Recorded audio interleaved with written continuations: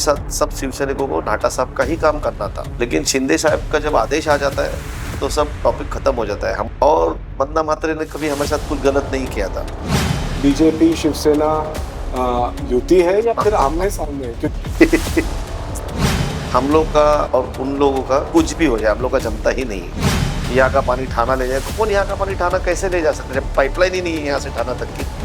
हमको तो लगा था कोई और अच्छा पोर्टफोलियो मिलेगा। वन मंत्री मुझे नहीं लगता कोई ऐसा बड़ा पोर्टफोलियो है, अभी कार्रवाई होगी नहीं तो। नायक साहब ने दरबार किया तो आप लोगों ने मस्के साहब से भी दरबार करवा लिया है यहाँ पे। लास्ट 4 दिनों में नरेश मस्की साहब 2 बार वहाँ आया। आप पहले के खासदार को देखो, 1 साल में 2 बार नहीं आया। इधर की जो पॉलिटिकली इन्फ्लुएंस फैमिली है, ये मेरे इधर नहीं होने दिया मैंने। बिल्डर को भी फोन जा रहा है अभी उधर का टेंडर नहीं भरने का। फिर डरपोगिरी करेंगे तो उनके घर में घुस के कोई उनके बेटी को उठा के ले जाएगा। शिवसेना बीजेपी से ज्यादा स्ट्रांग है। अगर शिवसेना एक होकर लड़ती है तो महापौर बिठाना कोई कठिन काम नहीं होगा। नमस्कार, खास मेहमान में आपका स्वागत है। नवी मुंबई में पॉलिटिकली बहुत कुछ पिछले कुछ महीनों में हुआ है और इलेक्शंस के बाद जो असेंबली इलेक्शंस हुए उसमें तो एक नई राह ही पॉलिटिकली नवी मुंबई में पकड़ ली गई है और इसमें कुछ लोग हारे, कुछ लोग जीते। एक जो बड़ा नाम उभर के इसमें सामने आया है और जिन्हें एक नया पोस्ट भी मिला वो है किशोर पाटकर, जिन्हें शिवसेना का बेलापुर जिला प्रमुख बनाया गया। पाटकर साहब, बहुत बहुत स्वागत आपका। असेंबली इलेक्शन बहुत ज़बरदस्त रहा नवी मुंबई में और जिस तरह से चेंजेस हुए हैं, पॉलिटिकली चर्न हुए हैं आपकी पार्टी में, बाकी पार्टीज में, और ऐसे में किशोर पाटकर उप जिला प्रमुख भी बनाए जाते हैं। किस तरह से देख रहे हैं आप ओवरऑल सिनेरियो? उस वक्त सब लोग को एप्रीहेंशन था कि विजय नाटा सर को टिकट मिलेगी और शिवसेना बीजेपी की युति थी तो सिटिंग एमएलए मंदा काकी थी, मंदाताई मात्रे, तो उनको टिकट चली गई। उनको टिकट मिलने के बाद कुछ न कुछ यहाँ होता गया कि अभी मंदाताई को टिकट चली गई तो अपोजिट में कौन खड़ा रहेगा। तो तभी ऐसा बहुत जोर की हवा चली कि विजय नाटा साहब अभी महाविकास आघाड़ी से खड़े हो रहे हैं और उनको पूरा प्रॉमिस किया गया था, उनका पूरा तैयारी भी हो गया था, सब जगह बैनर्स लगे। ऐसे में टिकट अचानक आके संदीप नाइक साहब को दे दी गई। संदीप नाइक साहब को दे दी तभी हम लोग को ऐसा लगा कि फिर विजय नाटा सर हमारे साथ मिलके मंदा मात्री जी का काम करेंगे, क्योंकि हमारे जो पक्ष प्रमुख है एकनाथ जी शिंदे साहब, उनका आदेश भी वैसे था, लेकिन उन्होंने भी फॉर्म भर दिया। तो उन्होंने फॉर्म भर दिया, उसके बाद 60-70% जो लोग थे, विजय नाटा जी ने इधर सब शिवसैनिकों का काम किया था, उनको मदद की थी, इंक्लूडिंग मी। तो बहुत से लोग असमझ में पड़ गए थे कि हम क्या करें। तो काफी सारे लोग उनके साइड भी हो गए और उस टाइम पे पार्टी का बहुत नुकसान हुआ जो अभी तक चला आ रहा है। इसमें कहना चाहूँगा कि आप भी बहुत क्लोज थे नाटा साहब से और इसलिए आपके रोल पे भी बहुत ध्यान दिया जा रहा था। और ऐसे में जैसे बता रहे हैं आपके काफ़ी शिवसेना वाले, क्योंकि जिस तरह से विष्णुदास में भी जो मीटिंग हुई थी पूरा उनको सपोर्ट जा रहा था। ऐसे में आपने डिसाइड किया कि नहीं, आप पार्टी लाइन से ही चलेंगे और फिर बाद में जीत भी होती है मंदाताई की और वाकई में अच्छा लीड भी मिलता है। ये कैसे पॉसिबल? अभी हमारे जो सर्वोच्च नेता हैं वो एकनाथ शिंदे साहब है। मुझे 100% मेरे साथ सब शिवसैनिकों को नाटा साहब का ही काम करना था, लेकिन शिंदे साहब का जब आदेश आ जाता है तो सब टॉपिक खत्म हो जाता है। हमारी इच्छाएं, हमारे मन में किसी के लिए लगाव, हम जो करना चाहते हैं वो सब हमने साइड कर दिया। पार्टी का जो आदेश था हमको पालना पड़ा, शिंदे साहब का आदेश था और मंदा मात्रे ने कभी हमारे साथ कुछ गलत नहीं किया था। तो हमको उनके साथ गद्दारी करने या उनको धोखा देने में कोई इंटरेस्ट नहीं था और उल्टा उन्होंने हमेशा मदद ही की थी। तो एक तरफ से शिंदे साहब का आदेश, एक तरफ से हमको मंदाताई के वहां से सपोर्ट, तो काफी पार्टी में रिफ्ट हो गई हमारे। और हम लोगों ने डिसाइड किया कि जो एक बार शिंदे साहब ने बोल दिया तो हमको उनका ही काम करना है। तो हमने सब ने डिसाइड किया और मंदा काकी का काम करने लग गए। काफी शिवसैनिक जो थे, समय कम मिला था तो काफी शिव सैनिकों को ऐसे ही होने लग गया कि विजय नाटा साहब को भी शिंदे साहब ने खड़ा ही किया। तो उनको जो बातें समझ में नहीं आ रही थी और प्रोपेगेंडा भी उस वक्त वैसे चल रहा था, वो काफी लोग विजय नाटा साहब के साथ काम कर रहे थे और हम लोग जो पार्टी का आदेश था वैसा काम कर रहे थे।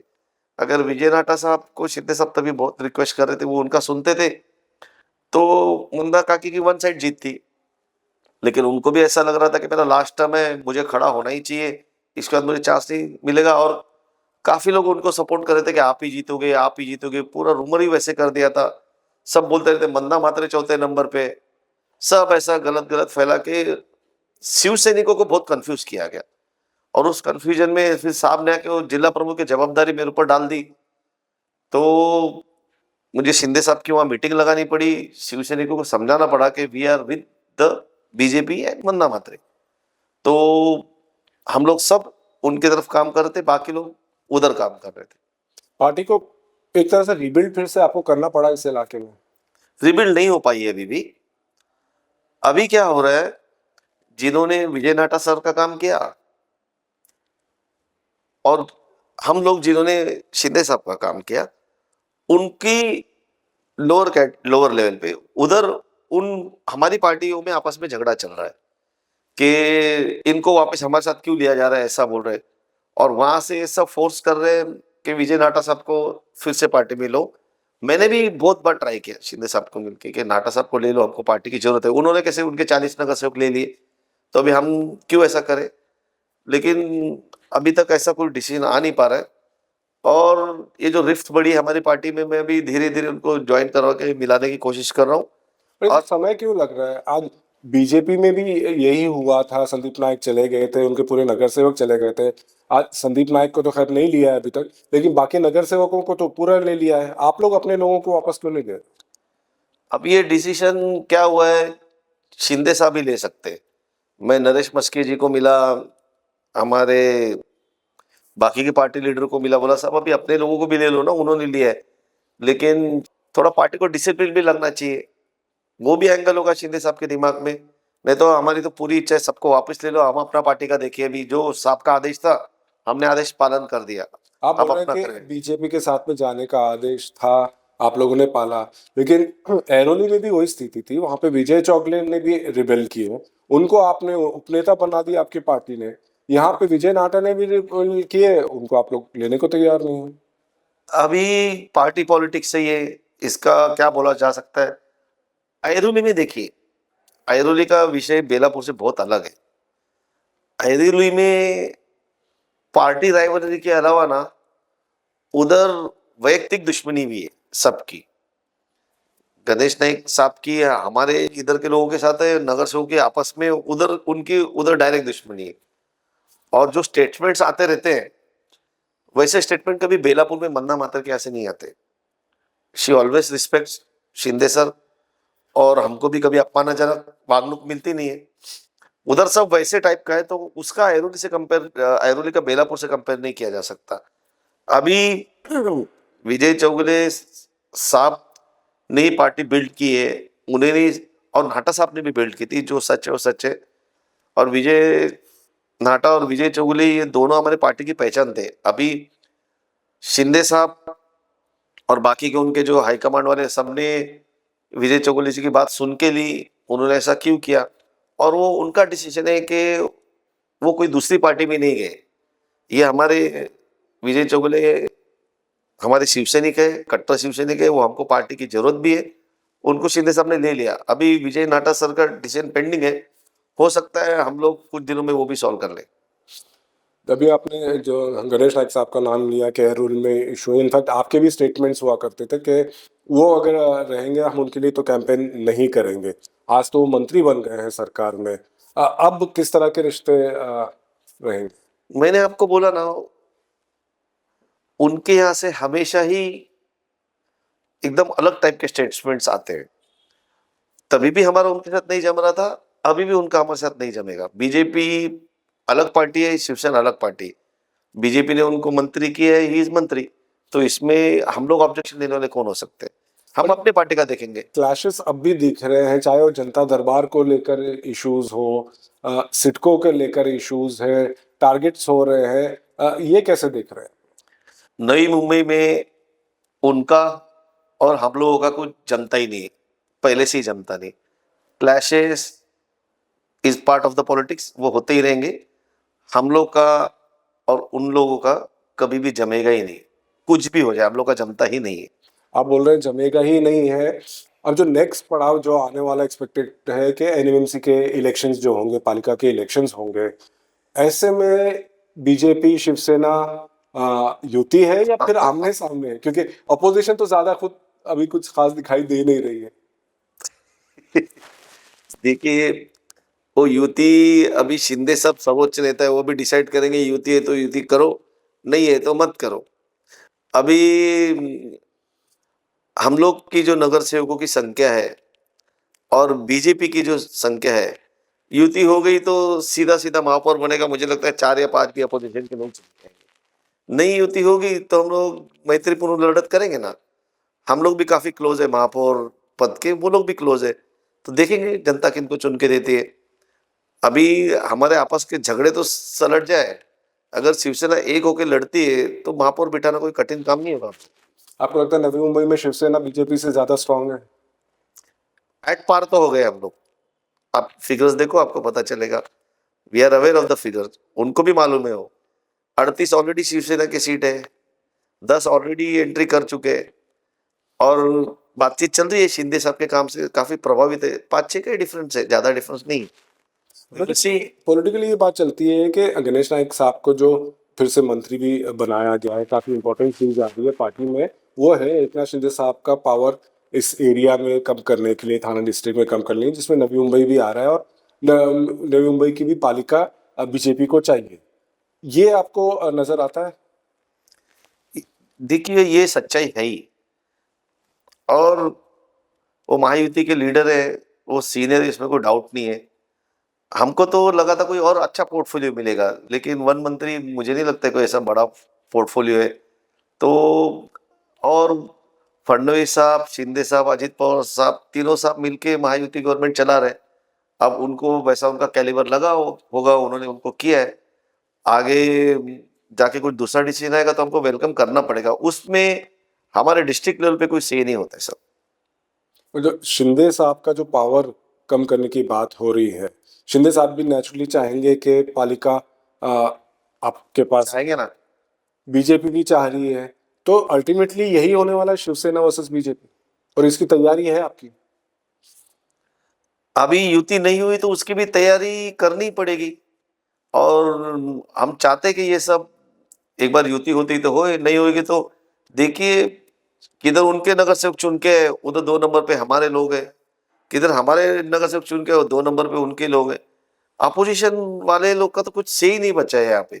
हम दोनों में अगर लगे कि हम दोनों भी युति करने जाते हैं तो कोई उनके नगर सेवक इंडिपेंडेंट फॉर्म भर देंगे, नहीं तो हमारे भर देंगे। वो युति तो यहाँ से मन से कभी नहीं होगी। जब तक उधर से नाइक साहब और नाइक फैमिली करेगी, तब तक हमारे यहाँ जो हमारे लीडर्स है उनका उनका कभी जमा ही नहीं है, तो वो काफी मन में खटाव है ही। तो युति होगी तो भी आपको अंदर से इंडिपेंडेंट खड़े हुए दिखेंगे ही। और आपको लग रहा है कि यहाँ पे लोकल लेवल पे, जैसे आप कह रहे हैं कि ये नायक साहब के साथ आप लोगों का कभी जमा ही नहीं है, ऊपर लेवल पे भी शिंदे साहब का नायक साहब का क्लैशेस ही है, तो इसकी वजह से और नवी मुंबई में खास? हाँ, अभी हम जो डिस्ट्रिक्ट लेवल पे काम करते हैं और शिंदे साहब के देखो कभी ऐसे कुछ स्टेटमेंट नहीं आते गणेश नाइक साहब के लिए, हमेशा उनकी तरफ से ही वैसे स्टेटमेंट आते। शिंदे साहब युति धर्म पाल रहे हैं, शिंदे साहब कोई चीज गलत बोलने को देखते नहीं है, ना ही कुछ वो सम्मान ही करते गणेश नाइक साहब का। और शिंदे साहब खुद बोल रहे हैं कि जनता दरबार जिसको लेना हो लेके दिखाओ, और उसमें क्या प्रॉब्लम है, लोगों के काम ही सॉल्व होंगे। जब उनको बुरा नहीं लगता है तो हम लोग बुरा लगा के लेने वाले कौन है? तो हम लोग को नहीं लगता है ऐसा कुछ उनका आपस में बहुत ज्यादा प्रॉब्लम है। आपको लगता है कि गणेश नायक साहब टारगेट करते हैं शिंदे साहब को? लगता तो है। कब लगता है? वही जब कोई भी डिसीजन आता है तो वो उसके अगेंस्ट ही जाते हैं। जबकि महायुति में है तो मुझे नहीं लगता है कुछ ऐसा डिसीजन है तो पत्रकारों के बीच बोलना चाहिए। फडणवीस साहब है, अपना हमारा पार्टी का अलायंस है, वो आपस में बैठ के भी डिसाइड कर सकते हैं। पत्रकारों के पास जाके बोलने की क्या जरूरत है? तो जब वैसा बोलते हैं तब वैसा ही इमोशंस हाई होता है। बाकी अदरवाइज ऐसा उन दोनों में कुछ प्रॉब्लम तो मुझे नहीं दिखता है।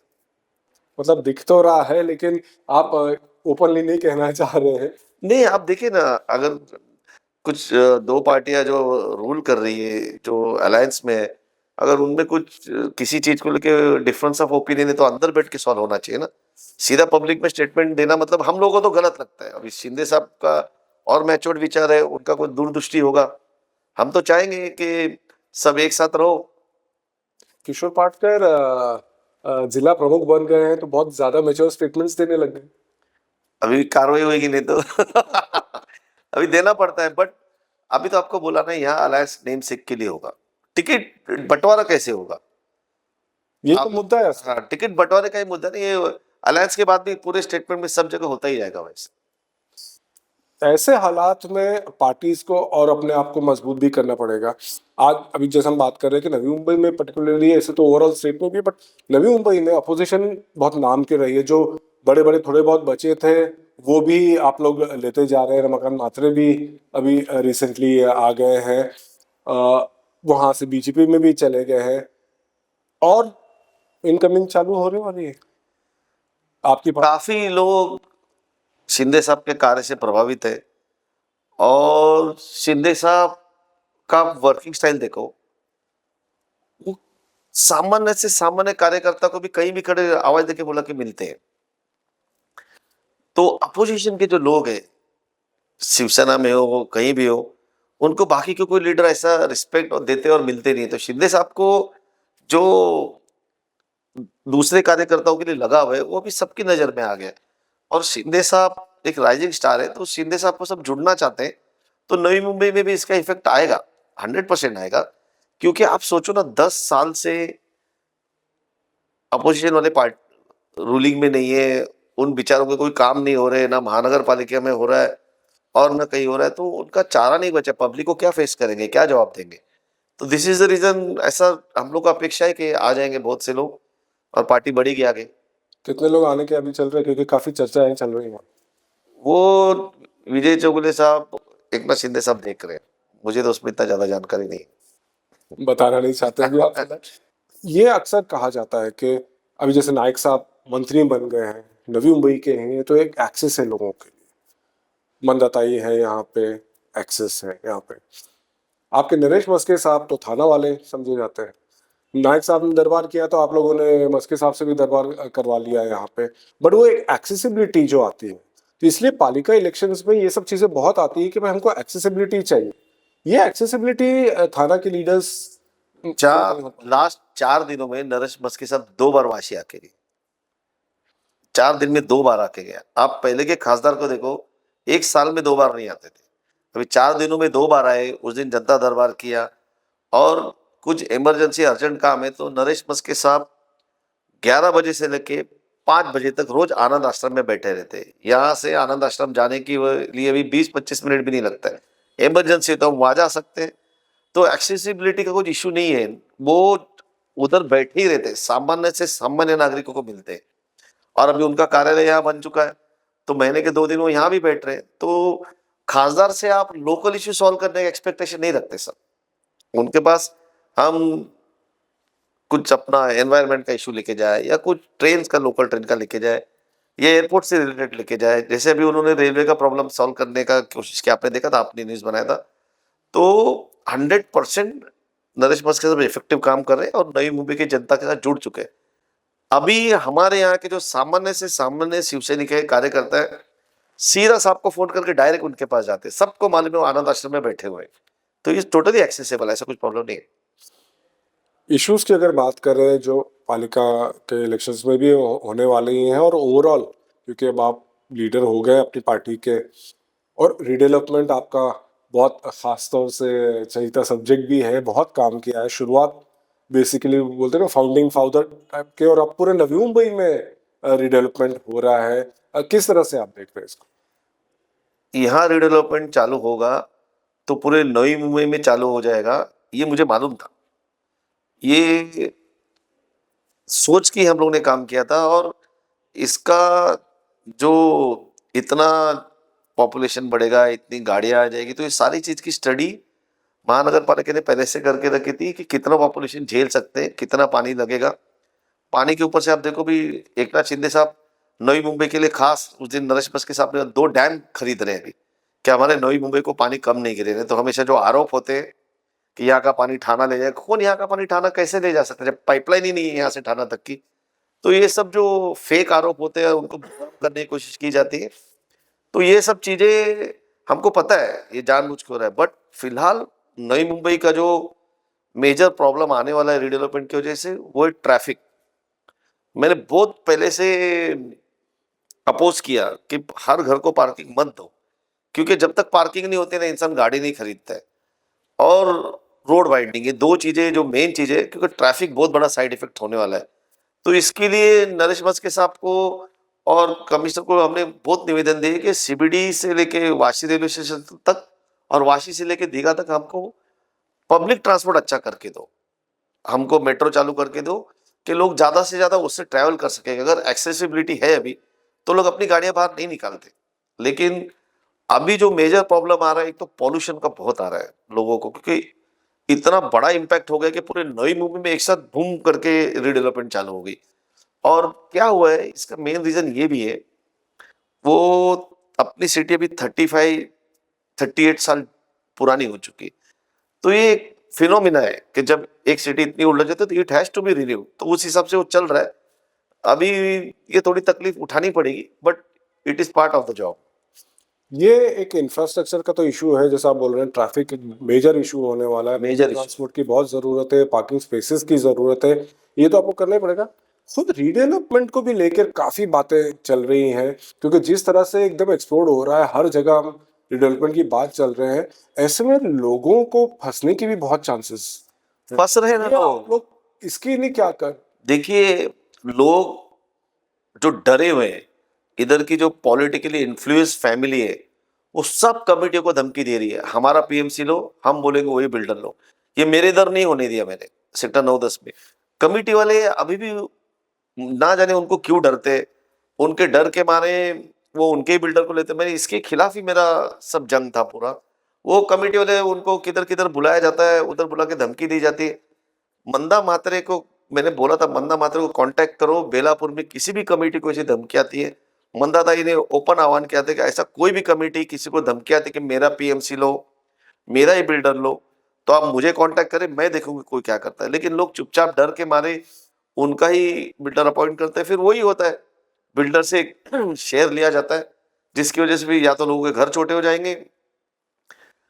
फिर दूसरी गैंग भी इन्वॉल्व है अभी यहाँ पे, मैंने पहले भी बोला था कि ऐसे डिफरेंट डिफरेंट फैक्शंस अभी इन्वॉल्व हो गए। तो ये जरूरी है कि उधर का नगर सेवक स्ट्रांग हो, उधर का नगर सेवक उनको रोके। लोगों को जितना मैक्सिमम से मैक्सिमम बड़ा घर दिया जा सकता है वो मिलना चाहिए। वो मिलना तभी प्रॉब्लम में आता है। ऐसे बहुत से कंपाउंडर के नाम है, एक तो सेक्टर 9 में है, सुवर्ण सागर बोल के, आज 13-14 साल हो गए उनका कंपाउंड को पत्रा मार के रखा है, उन्होंने उनका रजिस्टर एग्रीमेंट कर रखा है और उनके अभी कुछ नहीं हो रहा है। तो ये कंडीशन, माफियागिरी चालू हो चुका है नई मुंबई में।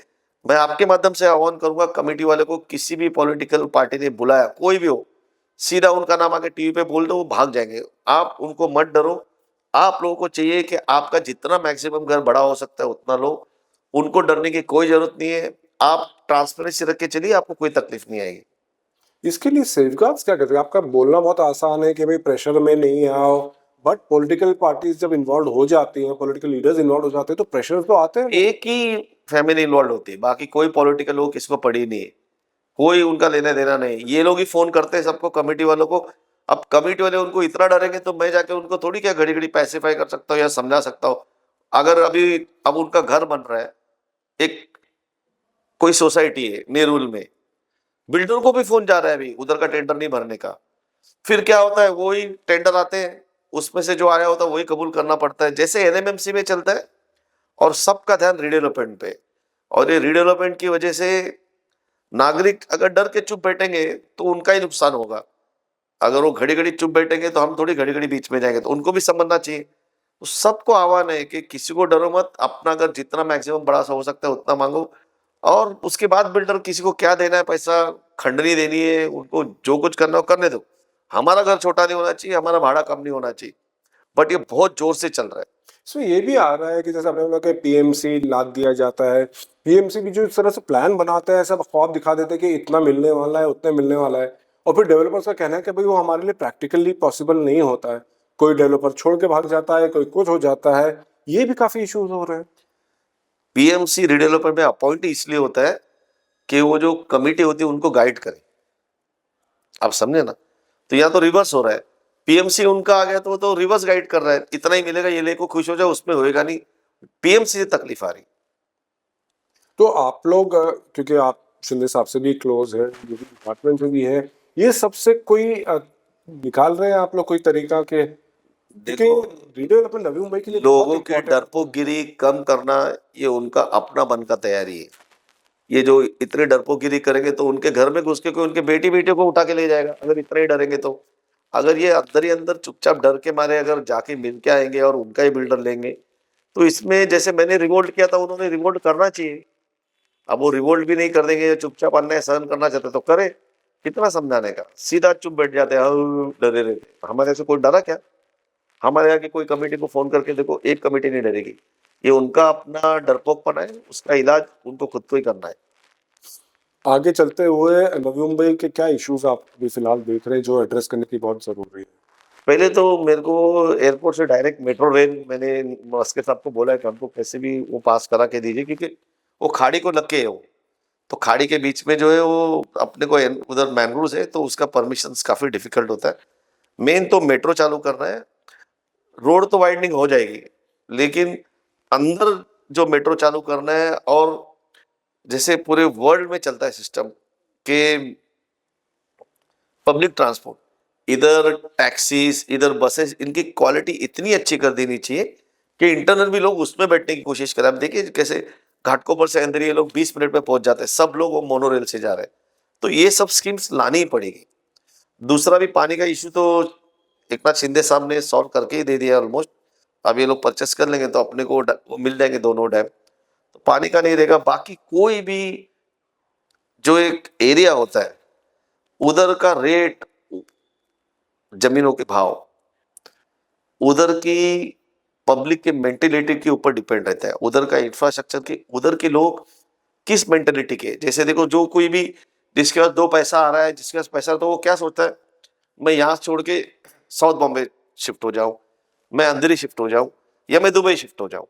जब तक इधर के लोगों का मेंटेलिटी सुधरेगा नहीं ना, लोगों को, यहाँ के लोगों को जब तक हमारे लीडर गरीब रखना चाहते हैं, जब तक उनको अपने ऊपर डिपेंडेंट रखना चाहते हैं, तब तक लोगों के ऊपर अन्याय सहन करना पड़ेगा। ये जो यंग जनरेशन है ना, उनका मेंटेलिटी चेंज करना पड़ेगा। लीडर लोगों की जरूरत क्या है रीडेवलपमेंट करते हो? अभी खुद का काम खुद करो ना। अभी तो ऑनलाइन सबमिशन है, ऑनलाइन में कोई मैनिपुलेशन नहीं है, अपना ले लो जितना घर बड़ा होता है। तो ये सारी चीजें लोगों की मेंटेलिटी चेंज करनी पड़ेगी। आप लोग ही सबसे बेस्ट माध्यम हो। हमारे यहाँ हो चुका है चेंज, अभी धीरे धीरे नई मुंबई में जाएगा। अभी तो पनवेल में भी रीडेवलपमेंट होने लग गया। जी। दूसरा यहाँ पे एयरपोर्ट का भी इशू है। एयरपोर्ट की वजह से काफी बिल्डिंगों को, सीबीडी बहुत प्रॉब्लम है। उधर हाइट 13 माले तक की, तो पहले की बिल्डिंग बनी वही 13 माले की, तो रीडेवलपमेंट कैसे करेंगे? तो उनके लिए टीडीआर सिस्टम नई मुंबई में चालू होगा तो शायद उनका भला हो। और आप इन सब पे काम कर सकते हैं क्योंकि यूडीसीपीआर में भी आपका बहुत बड़ा हाथ था।